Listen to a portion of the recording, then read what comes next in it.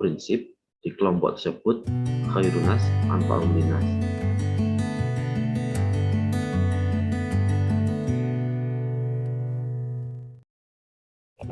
Assalamualaikum warahmatullahi wabarakatuh. Alhamdulillahirrahmanirrahim. Allahumma shalli ala sayyidina Muhammad wa ala sayyidina Muhammad. Rabbi shrah li sadri wa yassir li amri wahlul 'uqdatam min lisani yafqahu qawli. Raditu billahi rabba wa bi islami dina wa Muhammadin nabiyyan rasulullah. Rabbi zidni ilma wa rizqni fahma. Baik, melanjutkan dan lebih tepatnya mungkin mengulang materi tentang team based learning yang sebelumnya sudah kita bahas, namun dari hasil evaluasi masih cukup banyak yang mungkin belum tersampaikan dengan baik dari saya, dan mungkin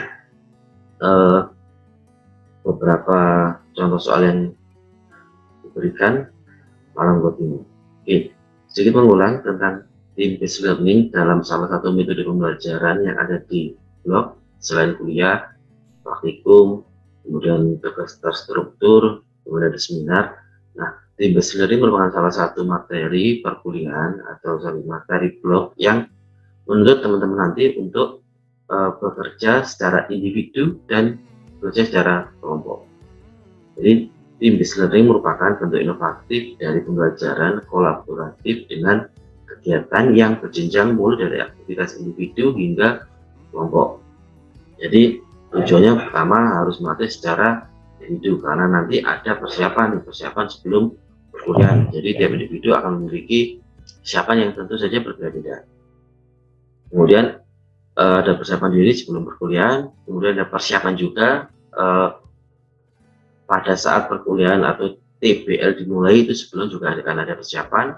Kemudian ada proses pembelajaran di kelasnya baik individu dan kelompok. Kemudian ada kelompok di mana tiap individu itu akan memiliki kontribusi masing-masing. Jadi bisa jadi ada satu individu yang dia aktif, ada yang agak kurang aktif, ada yang mungkin cenderung dia pasif. Itu nanti dinamika yang akan muncul di dalam suatu tim. Nah, tim yang bagus bukan semuanya dia aktif atau semuanya pendiam. Seperti di sepak bola, tim yang bagus bukan semuanya penyerang atau semuanya kiper. Jadi kolaboratif yang tepat nanti akan menjadi tim yang bagus, sehingga pada saat mulai semester 1 ini dibentuk tim atau kelompok, hingga semester 7 teman-teman akan menjadi kelompok yang solid dan saling melengkapi dari masing-masing anggotanya. Kemudian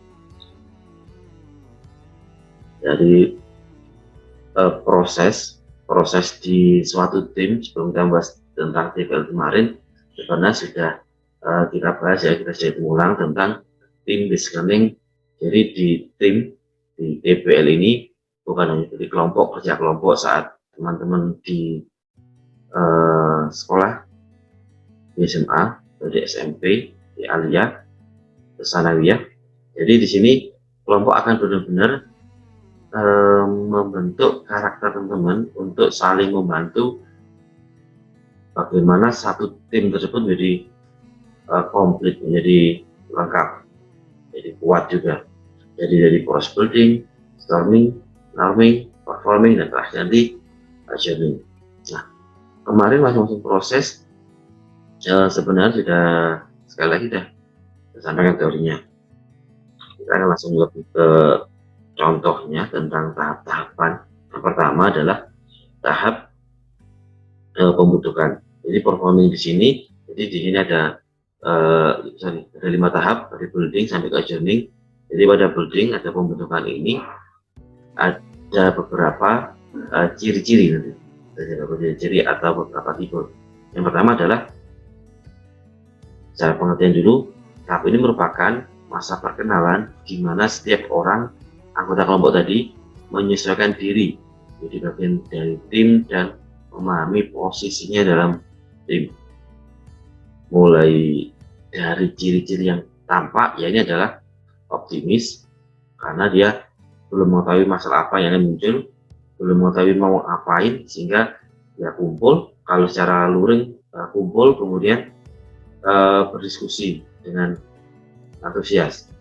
Kalau secara daring mungkin antusiasnya masih belum kelihatan, tapi ini adalah beberapa ciri-ciri yang bisa dilihat. Optimis, oh nanti saya akan sebagai ini nih, nanti saya akan cepat memahami teman-teman. Kemudian antusias, semangat sekali. Kemudian selain antusias dan semangat, sifatnya masih sopan, malu-malu. Kemudian kadang juga gugup dan optimis, namun juga akan memiliki perasaan gugup karena mau ngapain sih pada kelompok ini nanti, padahal materinya saya nggak paham, tapi masih di proses awal itu tadi, gugup dan sopan itu akan lebih dominan. Kemudian kenapa bisa optimis dan tapi gugup, antusias tapi tetap sopan, karena pada di awal masih meraba-raba, saya nanti apakah mau jadi penyerang ataukah sebagai pemain bertahannya. Jadi seperti tadi, mereka belum yakin apa peran di masing-masing kelompoknya, apakah saya yang bagian mimpin, apakah saya sebagai ketua kelompoknya, apakah saya sebagai yang menjawab pertanyaan selalu saat diberikan pertanyaan, apakah saya yang membantu teman-teman lainnya, jangan-jangan teman-teman nanti nggak paham semuanya dan sebagainya. Jadi tadi pembentukan breeding pertama ini nanti semua masih akan meraba-raba potensi masing-masing serta potensi dari kelompoknya. Kemudian pada tahap penyatuan atau storming di sini nanti, tadi di sini mungkin ada pertanyaan berapa lama sih tahap ini dilalui. Yang pasti tiap kelompok akan memiliki waktu yang berbeda-beda tergantung kasus, namun pada tahap pembentukan biasanya tidak akan terlalu lama karena belum ada konflik yang muncul. Sedangkan di tahap penyatuan atau storming, di sini nanti sudah mulai muncul permasalahan antar anggota. Jadi ini disebut tahap transisi. Jadi tadi yang semangat, antusias, masih sopan, di sini sudah mulai muncul konflik antar anggota saat diberikan kasus dalam kelompok tersebut, saat diberikan tugas dalam kelompok, saat diberikan diskusi dalam timnya. Jadi karena tiap orang memiliki metode, tiap orang memiliki ide yang berbeda-beda dalam satu kelompok, misalkan 5-7 orang, tidak mungkin semuanya akan mempunyai metode yang sama. Mungkin dari 5 ada 3 yang sama, yang 2 berbeda. Ada juga 2 kelompok yang berbeda misalkan, itu nanti akan menjadikan suatu konflik dalam suatu kelompok. Nah, konflik tersebut muncul dari apa? Bisa muncul dari gaya kerja anggota yang berbeda. Gaya kerja itu ada yang gaya kerjanya dia santai namun bisa terselesaikan, ada juga yang begitu ada tugas dia langsung semangat mengerjakan, kemudian seperti dia mendikte. Jadi misalnya nih, kalau kasus seperti ini berarti harus seperti ini. Namun ada juga yang lain, sebentar, kita harus melihat dulu, kita harus menelaah, kita harus diskusi dan sebagainya. Jadi semuanya bagus, semuanya bisa digunakan, namun karena memiliki metode atau gaya yang berbeda-beda, maka tentu hal itulah nanti akan menjadi suatu konflik. Apakah konflik ini akan berbahaya, bermasalah, atau mengganggu jalannya perkuliahan? Bisa iya, bisa tidak. Nanti itu tergantung dari permasalahan atau tergantung dari cara menyelesaikannya. Jadi bisa jadi konflik malah menjadikan suatu semangat dalam kelompok, bisa jadi menjadikan suatu permasalahan yang harus segera diatasi dalam kelompok. Untuk mengatasi tadi permasalahannya, tiap kelompok itu wajib memiliki suatu ketua atau pemimpin, yang mana apakah pemimpin wajib diperlukan? Sejujurnya iya, karena untuk meredam, untuk menyatukan perbedaan-perbedaan tersebut dibutuhkan suatu pemimpin. Apakah pemimpin harus yang paling pintar? Tidak harus. Pemimpin yang penting bisa merangkul seluruh anggota kelompok yang bermasalah atau yang bertikai tadi. Jadi seluruh anggotanya yang penting bisa dirangkul, maka dia dijadikan pemimpin. Bisa yang paling cerdas, bisa juga yang paling pintar, Mungkin bahkan bisa jadi yang paling kalem itu yang memimpin, karena bermacam-macam. Karena tujuan memimpin nanti adalah memastikan seluruh anggota tim dapat berkomunikasi dengan baik. Saat ada permasalahan, saat ada diskusi, juga masalah, namun yang penting permasalahan tersebut dapat tersampaikan, dapat didiskusikan, sehingga tetap berjalan sesuai mestinya. Kemudian tahap normalisasi atau norming. Jadi di sini anggota kelompok sudah bisa menerima perbedaan tadi. Jadi tahap di penyatuan atau storming ini biasanya cukup membutuhkan waktu cukup lama. Tidak dalam 1-2 kali pertemuan itu akan selesai. Bisa jadi terus bertahan. Nah, pada norming ini semua anggota biasanya merasa nyaman terhadap anggota-anggota lainnya, merasa nyaman terkait kasus yang diberikan, merasa nyaman dengan posisinya masing-masing. Itu nanti pada posisi norming ini. Kemudian karena kenapa bisa merasa nyaman? Karena sudah mulai mengetahui perannya masing-masing. Oh, saya sebagai yang cepat membacanya, maka saya akan yang bagian menjadi literaturnya. Saya bagian ngomongnya lancar, saya bisa memahami yang kelompok lain, saya bisa seperti ini, maka saya sebagai juru bicara misalkan. Nah, dengan mengetahui peran masing-masing, maka dinamika dalam kelompok itu akan lebih fleksibel, akan lebih dinamis. Jadi tetap ada konflik, namun semua bisa diredam, semua bisa memahami. Oh, dia seperti ini karena seperti ini. Oh, dia diam karena malas. Oh, dia cerewet bukan karena cerewet banget maksudnya. Dia sebenarnya seperti ini. Nah, dengan dinamika yang dipahami, maka proses kelompok tadi akan berjalan. Kemudian ada komitmen untuk membantu kelompok lain, anggota kelompoknya yang dia kurang rajin atau mungkin terlalu pendiam, pemalu, maka bisa dibantu oleh teman-teman yang aktif. Namun permasalahan di norming, apabila konflik tadi terus muncul dan tidak terselesaikan, bisa kembali ke storming tadi atau masalah yang kedua tadi.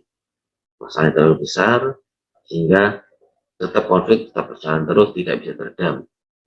Jadi pada norming belum tentu akan selalu nyaman terus, karena saat tiap ada permasalahan bisa jadi kembali ke tahap storming. Jadi masih mulai menemukan permasalahan yang baru. Ternyata saya kira si ini rajin, ternyata seperti ini dan sebagainya. Itu akan selalu muncul. Bagaimana cara mudah menerima anggota kelompok yang lain dia agar lebih memahami, mengerti, kemudian bagaimana caranya juga agar kelompok ini bertahan. Nah, salah satu cara atau salah satu hal yang mampu menyemangati suatu tim adalah bahwa jadikan suatu prinsip di kelompok tersebut khairunas anfa'ulinas. Jadi sebaik-baiknya manusia adalah yang paling bermanfaat bagi manusia lainnya. Jadi dalam tim jangan memenang sendiri. Anda pintar, jadi tidak harus selalu Anda yang berbicara. Berikan kesempatan kepada yang lain. Berikan caranya. Bagaimana cara menjawab pertanyaan seperti ini? Bagaimana cara menyelesaikan kasus seperti ini? Karena dengan Anda nanti membantu teman-temannya, Anda disebut nabi, termasuk orang yang bermanfaat, termasuk orang yang paling baik. Jadi mulai bekerjasama, mulai membantu orang lain, kemudian membantu anggota kelompoknya untuk maju, untuk dia lebih tampil, lebih percaya diri, lebih rajin dan sebagainya. Jadi ini bisa dijadikan satu prinsip bahwa sebaik-baiknya anggota kelompok adalah anggota kelompok yang paling bermanfaat bagi kelompoknya. Tidak harus paling pintar, mungkin dia yang rajin, mungkin dia yang tadi pendiam sehingga bisa malah menyatukan kelompoknya.